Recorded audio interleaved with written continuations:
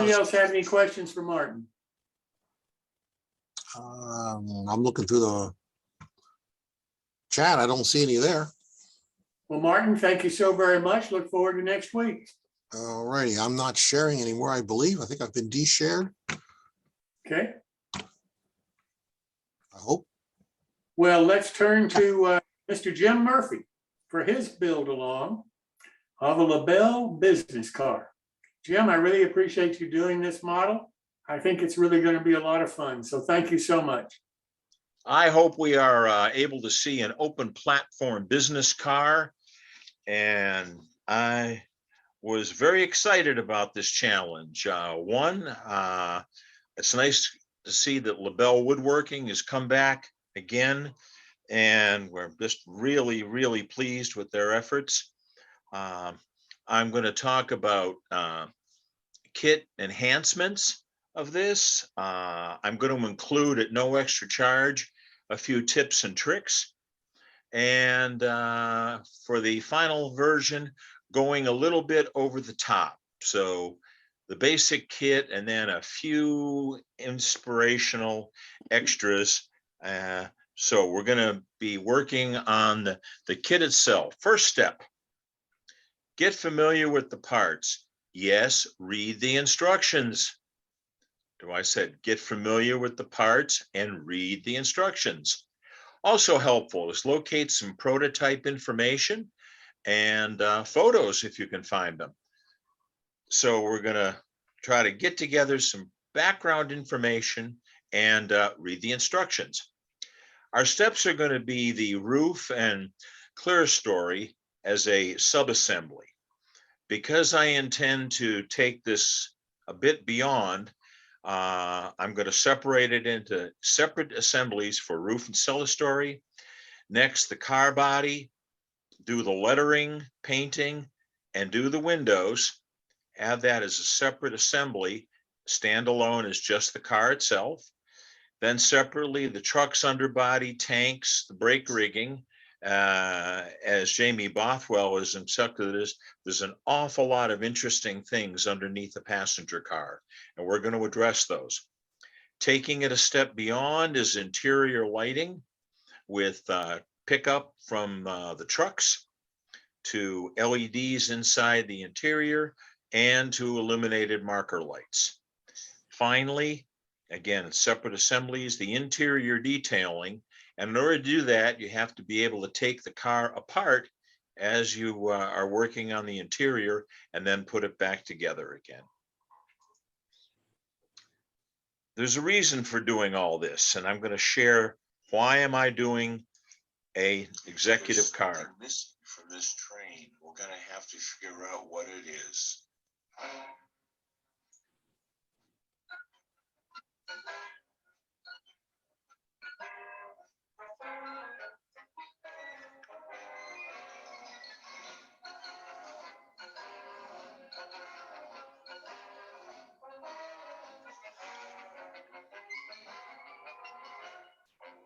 Good evening. A bit of whimsy, but in all seriousness, there is a reason. What's missing there is the end of the car, which should be a business executive. This was the rolling front office that was the most visible to customers all along the railroad.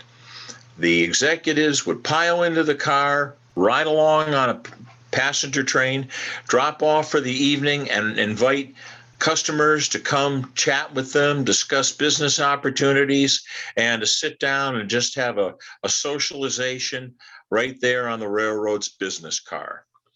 Here's the instructions, which I encourage you to read. There's a couple of pages of written instructions, which quite honestly are a little bit confusing. But by studying the diagram and during the course of the assembly, I have added a few notes along the way. So I've jotted them down here on the instruction sheet to help us follow along. We're looking at quantities. I had to draw a little picture of some other parts here, which weren't quite clear, but hopefully they'll help us assemble it all. Read the directions. Here's a prototype of the business car that I was able to get from LaBelle. This was the close to the original prototype when the model was first designed. And it just gives you an overview of what the car was intended to look like and the prototype. So prototype information helps us all along the way on the overall sizes. And here I've even checked the overall length of the car with my calculations, and it's coming out right close. So you've got a very quality kit here that's got really good dimensions on it. Here's some prototype information for looking at the ends, trying to look at the underbody. Very, very difficult to get underneath these cars, but thank you, Jamie, for helping us understand what's underneath them. Here's an older LaBelle car, which was the inspiration for this. This is the other reason why I had to build a LaBelle kit. This is probably 40 to 50 years old.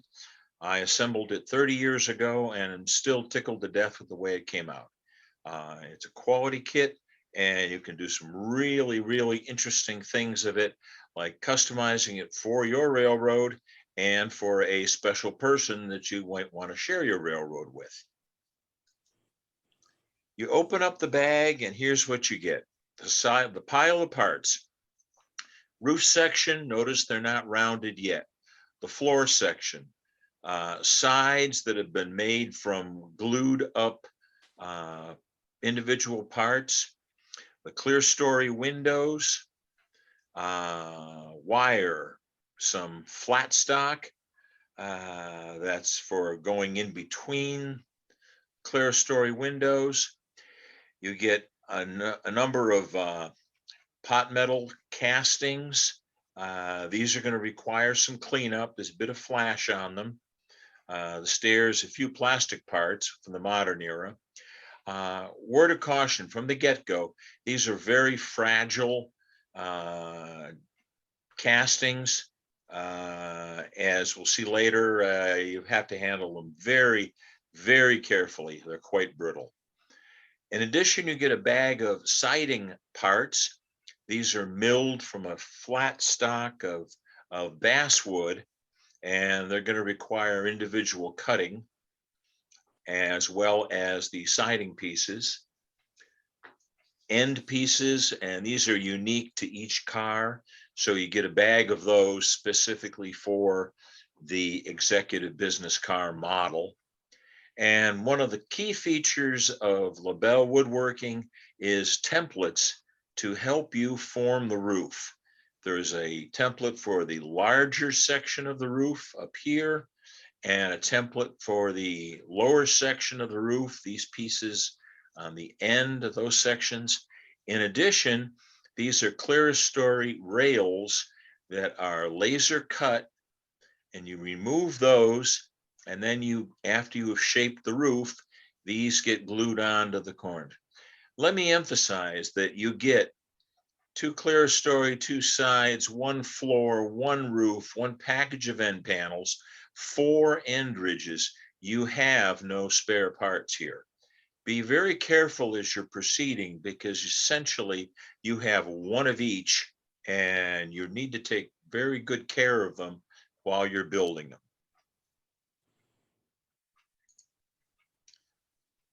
First step is to spread them all out, understand what you have. Here's tips and tricks number 1. I do a lot of sanding with these disposable nail files. These are available from beauty supply shops. They have 2 grits, top and bottom. In this case, it's a 220 and a 320 grit on the same sanding sticks. They're only $1 a piece. If you go to an outlet like Micro Mart, they're about $5 a piece. Go to your local beauty supply shop. Don't be proud. They're usually up in the front of the store. And if you're nice to them, you can sign up for a discount card and get 5% off every purchase. In addition to the sanding kits, they come from everything from 100 grit, which is like gravel on a piece of paper, to 600 grit, which will give you the finest, smoothest finish you ever saw. In addition, I use a stainless steel wire brush for defuzzing Nothing worse than a little fuzz on milled wood pieces. This takes it right off, and then continue on with your sanding strips. Now, we all have sandpaper. If you like that, fine for it. But I pass this on as these nail files are just the neatest project. And then clean them up as best you can, sand them down slightly, and then put them on some double stick tape. Start getting them ready on a carrier, and get ready to start filling your spray booth because you want to paint these. First step is to seal both sides of any wood project.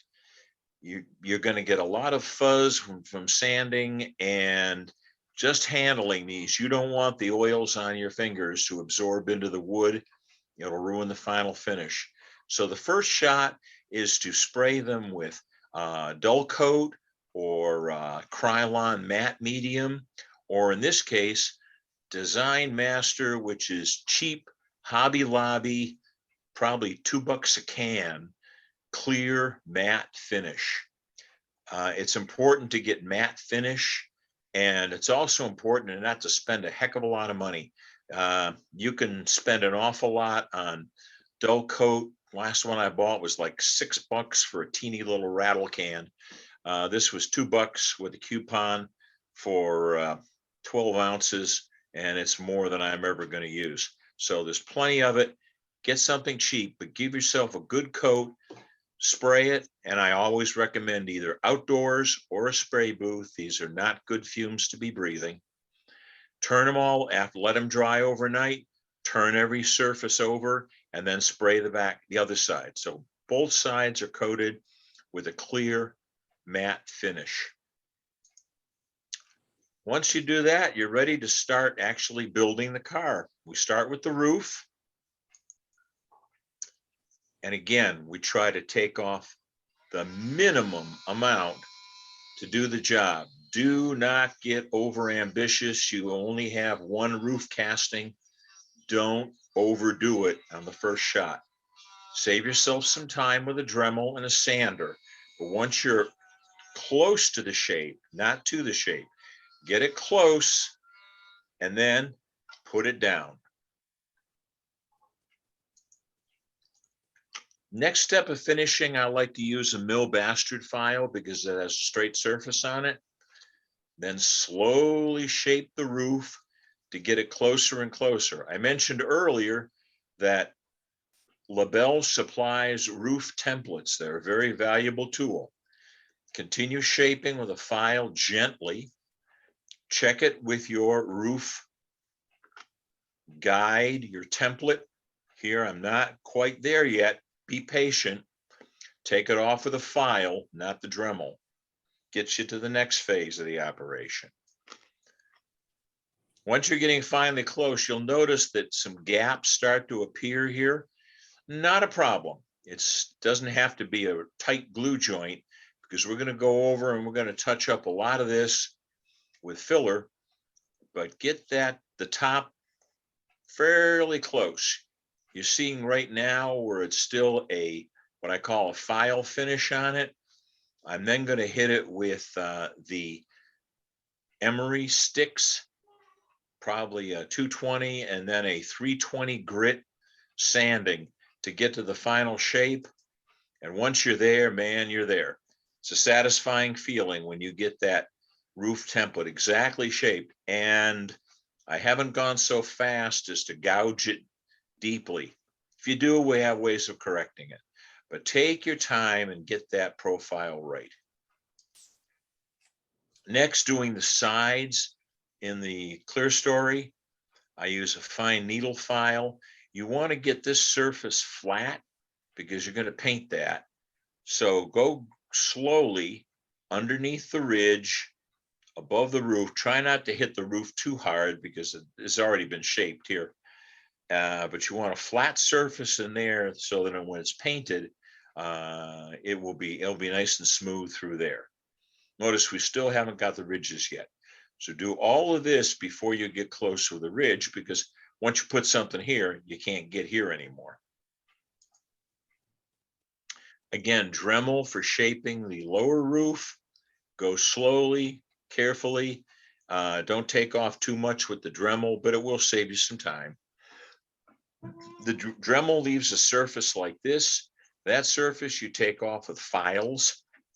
In this case, over in here and in here, we're going to take off with a needle file and get a word of caution. Got a bit of a boo-boo here. This happens. You get a scratch on it. We're going to be able to address that later. But be aware, try to minimize those, but they are going to happen. Smoothing the end of the lower roof. Again, the flat file works very nicely. Once in a while, use a file card to clean that file off.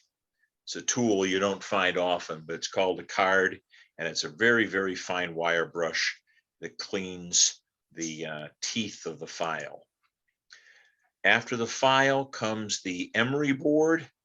Here I've got the 320 grit facing downward. And again, I'm smoothing off here. And because this is an open area, you want to work this lower edge all the way underneath the roof, because that will make for a smooth surface there, you're going to put the ridge over that. Again, use your templates. Here I've got the lower roof template, and why are they written on? Because I can tell them apart. Again, working on it to try to get this profile. Okay, I've gone a little bit too far here, but remember now, if I do that on all four of them, no one will notice. So I'm a little off the template, but I'll make the other three just like this. Quick tip number 7. If when in doubt, if you make them all the same, no one will notice. Comes the toughest part of the modeling of the roof, and that's separating the pieces of the clearstory ridge. These are very, very thin, and your job is to gently remove these little tabs that hold it on. I've already cut the roof templates out in another picture here, but cutting these out is a real challenge, and you need a super sharp X-Acto knife. A number 11 scalpel is also recommended. Here I say most everybody has X-Actos. The key to using an X-Acto knife is, yeah, they tell you start with a new blade, but you have to periodically tap it. Again, these nail files, the emery boards, are so handy to have. This is a 320 grit water sanding. So I'm sanding or grinding the end of that X-Acto with a 320. Another quick tip, after you've got it down with the 320, then switch to a hard and soft Arkansas stone. For those of you that don't know much about them, either inherit them from your grandfather like I did, or they're still available from Micromark. This is the soft side of the Arkansas stone. And the way to tell that you're actually sharpening it, when you put the water to it, tilt the blade until you see a little bit of a sheen or a bubble, if you will, a wave that you're putting up right at the very tip. When you see this sheen, you know that the edge of the blade is directly in contact with the stone. You're basically like a windshield wiper. So glide the knife in a cutting direction underneath this little wave of water. It's pretty small, but you know you're getting it at the right angle at that point. Then hold on to it for all your life. Use a gripper. In this case, I use an old clamp. Don't get your fingers underneath it. This thing is awfully, awfully sharp by this stage. Quick tip number 8, don't get your fingers under the knife blade. This is going to happen. As you're cutting these little nubs, they just get a little stubborn. So after the third pass, you still haven't broken them out, but this is very likely to happen. You're going to break it off. Don't lose any of the pieces. Like I said, you've only got 4 ridge pieces. So save them, finish cutting off the little nubs, sand them with a file, but save all the loose pieces. So it's going to happen. I like white glue when I'm using models. If you have a preference for yellow carpenter's glue or ACC or whatever glue you like, I like to work on, I'm working on a smooth plastic surface here. It's an old book divider. But you want something slippery, stiff, but won't attach to white glue. Save your pieces, very carefully glue them end for end, and then save your roof template. This is magic. That roof template now gets stuck in there, and you have glued it back together again. Everything is fine. I love these A West glue dispensers. They're a bottle with a stainless steel nozzle on them, and that allows you to repair all 4 of them. Yes, I split every one of them, but they're all glued back together again and working fine. You measure it, see how it fits against clearstory, check it again, make sure the clearstory is smooth down here, because this is your last chance to get to it and make it smooth. Apply a little glue with your dispenser, and once it's in place, you want to fill in the gap underneath the clearstory ridge, because you're not going to be able to get to that again. So get some glue in there and then smooth this off, because that's the last you're going to touch it. Get all 4 of them glued in place, let it set overnight, and they're going to stick slightly above the roof ridge, which is fine. As you start sanding with your file or your emeries, you're going to see that there's still maybe some gaps here, some original gaps. Not to worry. Get the profile right, check with your roof template. Then this is magic.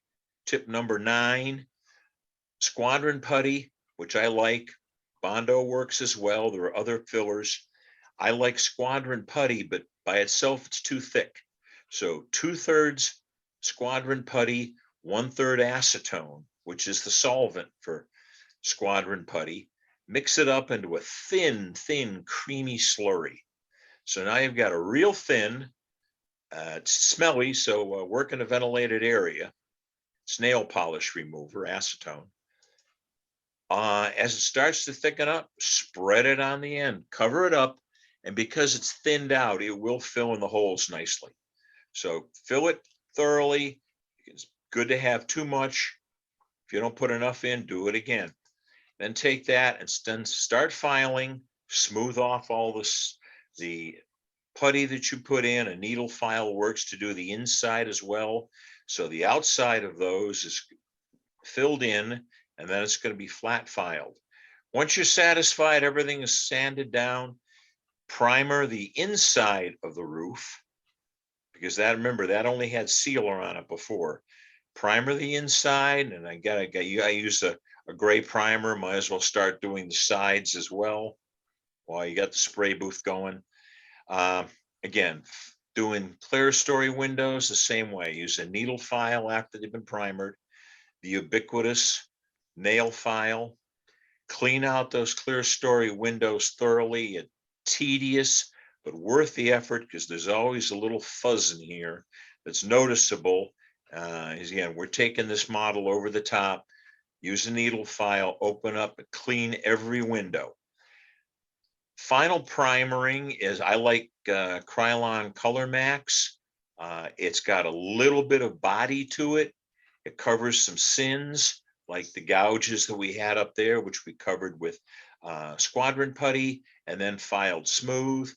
And so you got a really nice smooth surface on the ends and on the roof itself. Patience is rewarded. So until next time, when everybody hops on board the train, I'm going to leave you with the roof on and nothing else. So we have gone over the top. Are there any questions? Jim, I think you did a beautiful job explaining that. I really do. And you took it slow enough where either I understood it. Well, I tried to go into the detail, because they always say the devil is in the details. Absolutely. And I'll tell you, those files that you talk about, I've got to get some of those. I've never used them. People have told me I'd need them for years. I've never used them before, but I'm gonna try them now. You convinced me. Well, I first time out, I had my wife go shopping for them and she said, heck with this, you're coming along. And so I got there and they offered me, this happened to be a place called Sally Beauty. They're all over the place. And they have a 5% discount card for you frequent buyers. And I go there a lot now. Fantastic. Sounds good to me. Listen, thanks so very much. I look forward to seeing you next week. Very good. We'll be there.